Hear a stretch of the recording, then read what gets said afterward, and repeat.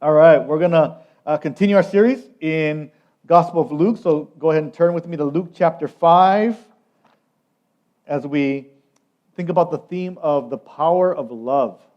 The power of love. Today we're going to be thinking about the idea of God's power to mobilize, to gather a group of people together, to be on mission together. And this is what Jesus is going to be doing as he calls some of his disciples formally to follow him and to join him on God's mission. And that's not a new thing. The mission of God has always been from the very beginning. If we go back all the way to Genesis, this theme of mission was there where our first ancestors, Adam and Eve, they were called by God to reflect God's goodness through their lives to the world, to reflect to all of creation how good God is and how great God is. And so they were to care for God's creation. They were to be fruitful and to multiply as God's image bearers, as God's representatives, and to represent God to all creation.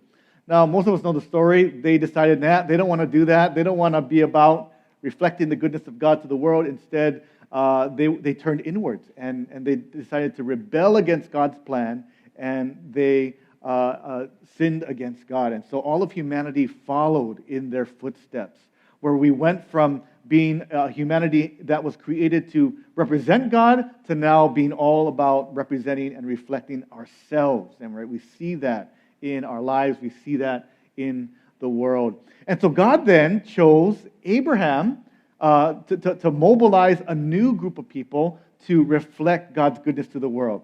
And so Abraham had his son Isaac, who had Jacob, and from Jacob, right, there was these 12 tribes that made up Israel. And so God chose this small nation who would mobilize together in order to reflect God's goodness and to reflect God's greatness to the world, so that the other nations living around them would see that, wow, this group, this nation is living in a different way.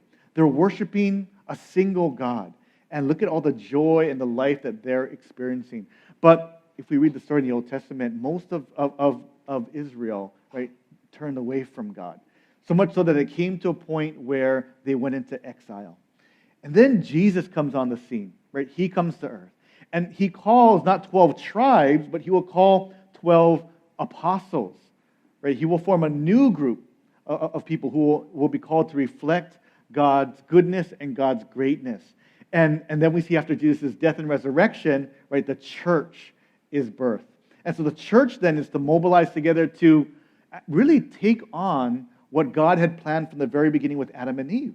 And that is to reflect and represent God to the world. And so what that means for us, like as we take this kind of like quick journey from Bible history, is we are part of this story that God had from the very beginning. We are part of God's plan and God's mission to reflect Him to the world. And so what we're going to look at today is, okay, how does God do that? How does God mobilize His people in order to represent Him? And what then is our response as God's people when He mobilizes us on His mission? And so we're going to look at the calling of some of Jesus' disciples in Luke chapter 5, starting with verse 1. And we're going to see as God calls them, how God calls us as well. So let's look at verse 1 to begin with. It says, on one occasion, while the crowd was pressing in on him to hear the word of God, he was standing by the lake of Gennesaret, same as the Sea of Galilee, same place. And he saw two boats by the lake, but the fishermen had gone out of them and were washing their nets. Getting into one of the boats, which was Simon's, he asked him to put out a little from the land. And he sat down and taught the people from the boat. Right? Simon is the same guy who's Peter. Peter, Simon, same person. So Jesus chooses his boat in order to speak to the people. Now the thing is Jesus already met Peter. In the Gospel of John, chapter 1, Jesus already interacted with Peter. So this isn't some new, this isn't the first time Peter is meeting Jesus. Jesus met him before. But this is the first time where Jesus is going to formally call him to follow him. And the first thing that we see when God mobilizes his people is that Jesus, when he comes to Simon, he initiates. That he is the one who pursues Simon. It's not the other way around. It's not we seek God and he finds us. No, he first makes the contact. He first calls. He first pursues. Later on in John chapter 15, Jesus will tell his disciples, you did not choose me, but I chose you.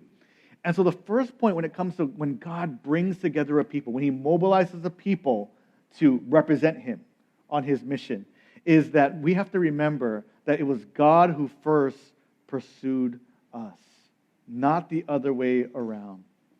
He pursues us. He calls us on this mission to be with him. Now, we're going to later find out, right? Simon doesn't deserve to be called. This is out of God's mercy and grace that he will call Simon Peter. And the same with us. When God first grabbed a hold of our hearts, it wasn't because we were so great and awesome. It was because God, in his loving initiative, chose to reveal himself to us and to call us to himself. So what is our response then to God's initiating love and his pursuing love towards us? The response should be gratitude. That's our response. That he would call us out of his good purposes and good pleasure. That he would call us to be on mission for him, to be chosen. Have you ever got chosen for something that you knew, like, there's no way I deserve to be chosen, but they chose me, they picked me? Maybe it was at work, maybe it was for sports, when, maybe there's someone more qualified. Because when we think about it, the world chooses differently than God chooses, right? The world, the society we live in, just how our culture works, is people are chosen based upon how skilled they are. Right? Think about for if someone's hiring for your workplace, right? The boss will select the most competent, the most skilled person probably, right? Unless they know them personally, right? Maybe then there's a different reason. Or think about for schools, right? Schools will choose those with the highest test scores.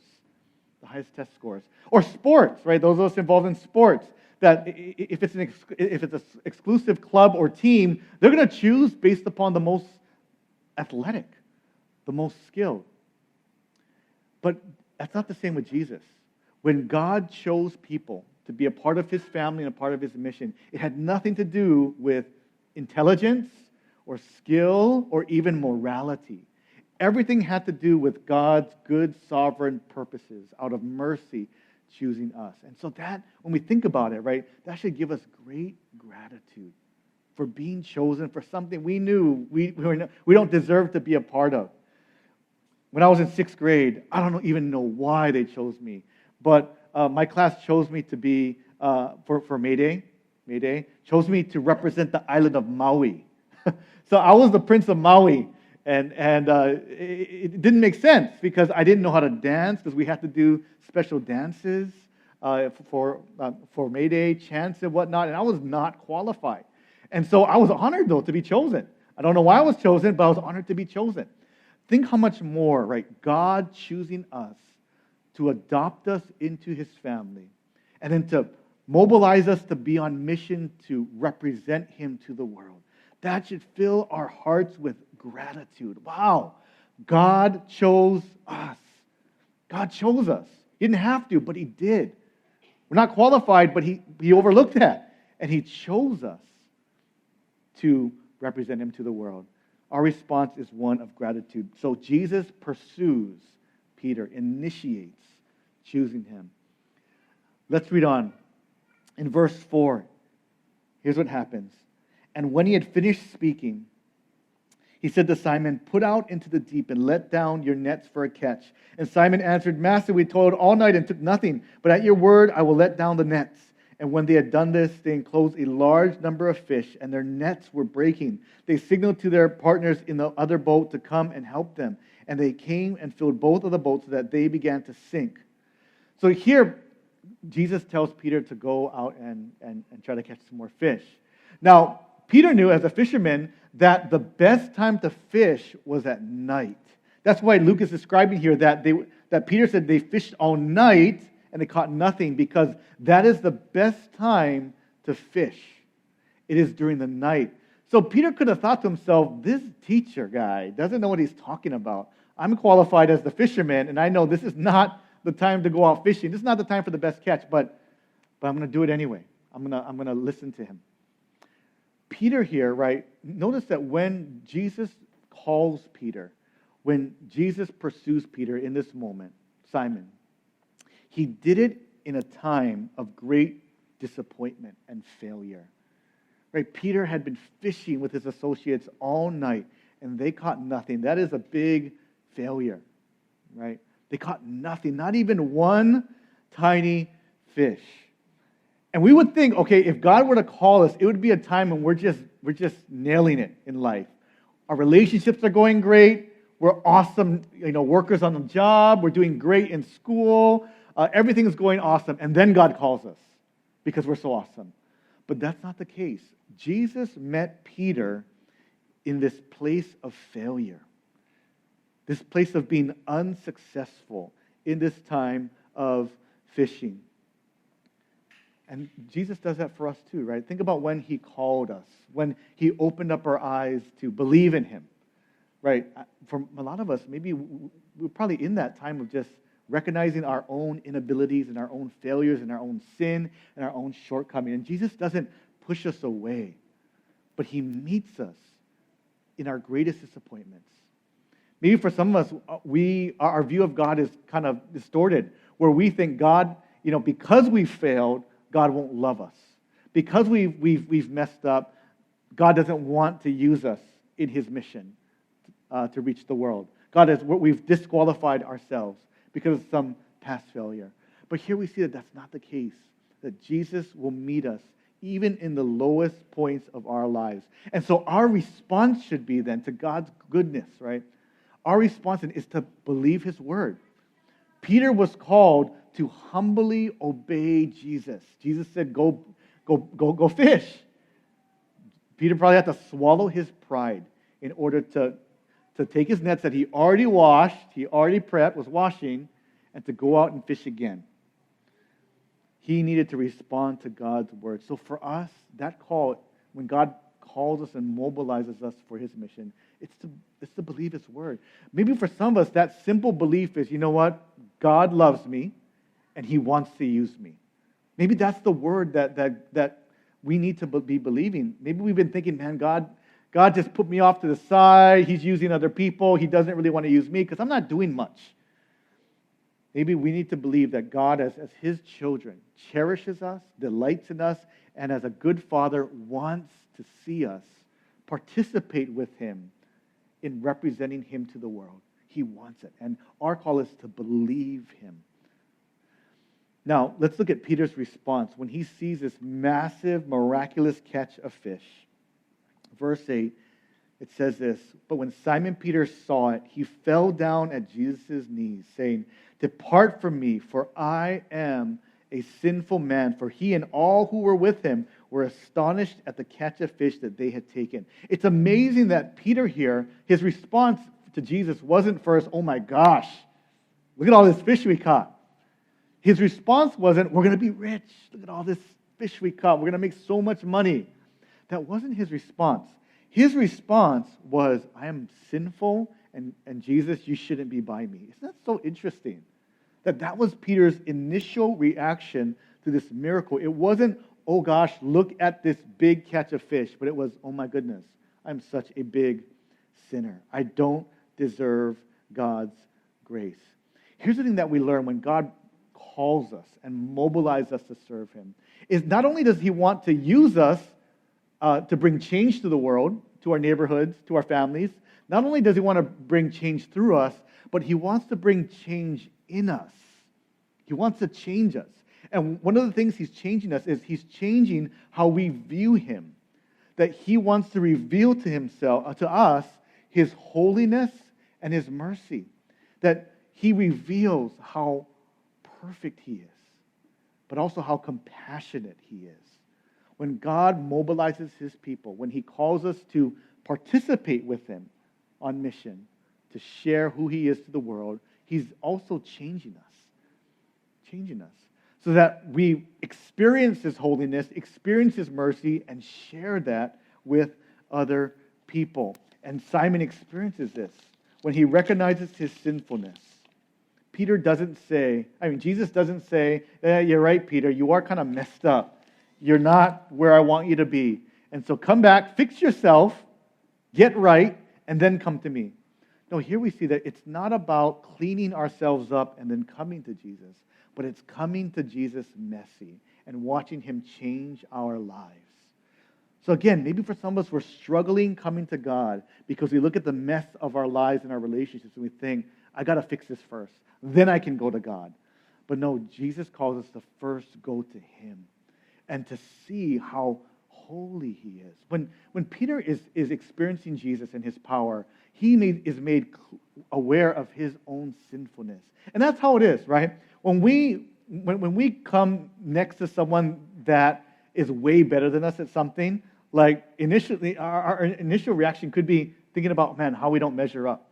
Right? Maybe for some of us, like we want to exercise, we want to be fit, and we're feeling good about ourselves after going to the gym or going exercising at home or in the neighborhood. And we're feeling, like my body's getting more fit. I'm feeling good about myself. And then you go to the beach, and then someone who is 100 times more fit than us walks by without a shirt, or a guy, or a lady just walking by, and she's really fit. And all of a sudden, maybe for some of us, we're like, I think to myself, oh, shucks, I'm not as fit as I thought I was.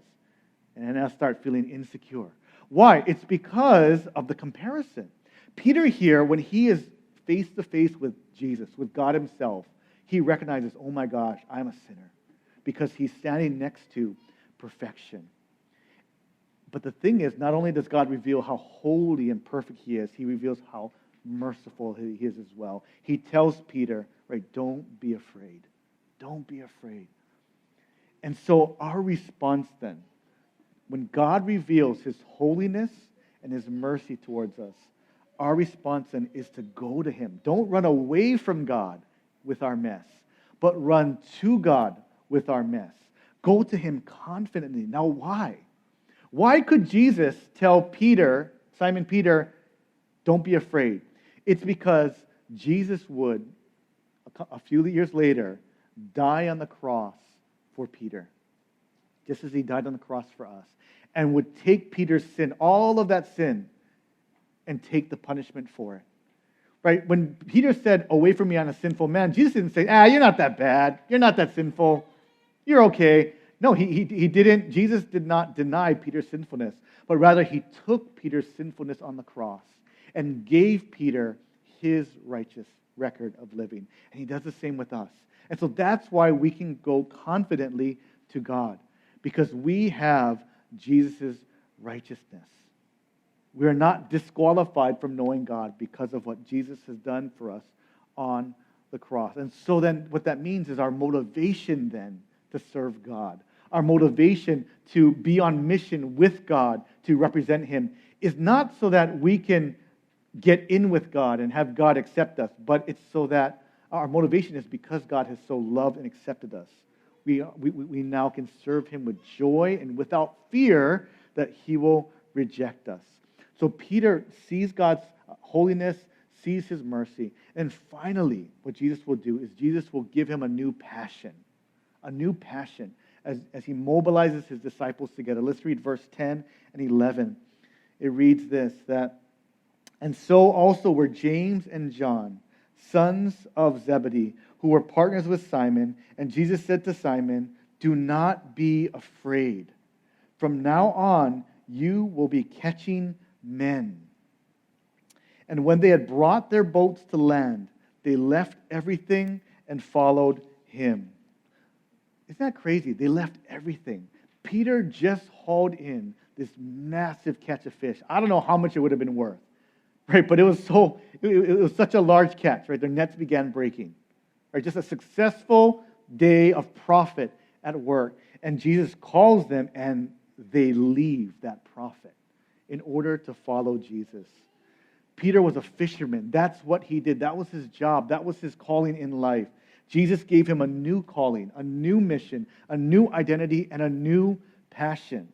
It would be not catching fish, but it would be catching men. Now, what does that even mean? I'm sure that's what Peter was thinking. Like, what in the world does that mean? I'm going to catch men. Or as we continue to read on in the book of Acts, what that would mean is God would use Peter, Simon Peter, in order to share the love of Jesus with others and so that other people would come to know God through Peter's life, through his preaching, through his ministry.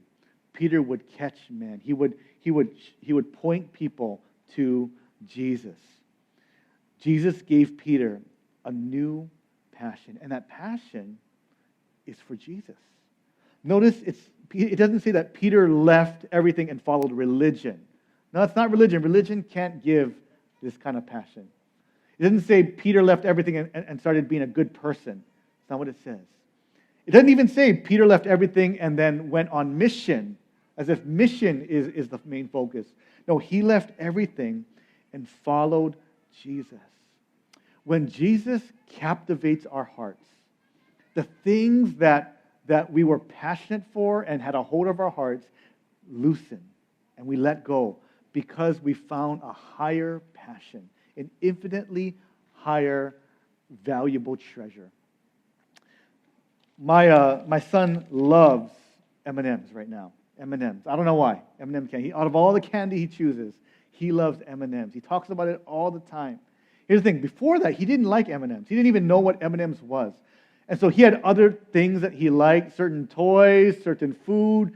But once he found out about M&Ms, that's the only thing, well, not the only thing, but that's the main thing he talks about.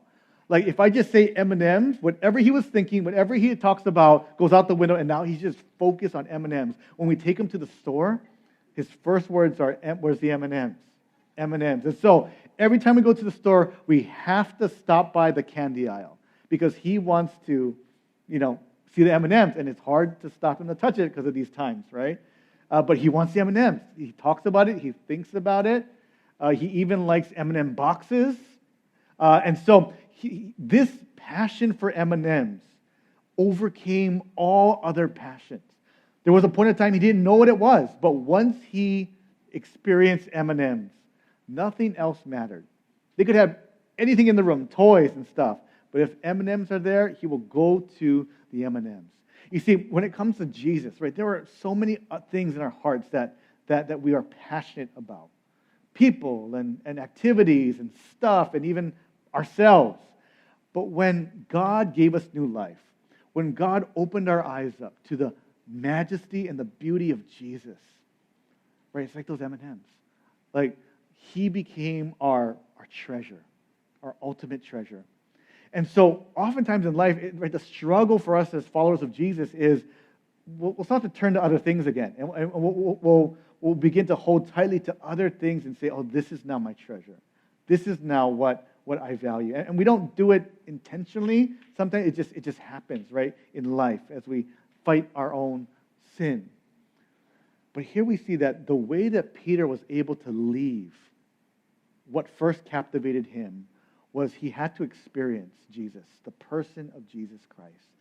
That's what makes us effective in being mobilized to be on mission for God. It's to be captivated by Jesus, because we will share and talk about what most captivates our hearts. And so maybe we've been thinking about, I want to share Jesus, the love of Jesus, with other people. I want to invite certain people to Easter service. And it might be, the motivation could often be out of just guilt, because I'm supposed to. I feel bad if I don't. It could be just out of religious duty. But here, in Luke 5, we're taught, and we're shown that it's not out of religious duty, but it's out of experiencing Jesus. Experience his mercy, experience his love, experiencing him pursuing us. And when we experience him and are captivated by his love, our response is to share him with other people. And so as we close, I want to encourage us. As we're going to have a little bit of time to pray to God on our own, to reveal to us, asking God, where do I need to be experiencing the passion of Jesus? Maybe for some of us, we haven't, so many other things have grabbed a hold of our hearts. And we know that we're not passionate for Jesus the way that we should be. We're not experiencing and delighting in him. I want to encourage you to use this time to ask God to reveal himself to you, that we would be impassioned with him all over again. Maybe for some of us, it's just believing simply, that Jesus called us, And He wants to use us. He wants to use us on mission to represent Him to the world. And maybe we're struggling believing that He actually chose us and that He actually wants to use us. I want to encourage us to pray to God. Use this time to remind ourselves of God pursuing us even in our failures. And so let's just spend a moment now just going before God, asking the Lord, Lord, where in our lives do we need to be pursuing you and to be on mission for you and to be delighting in you? So let's just spend a moment now in quiet reflection and prayer to the Lord.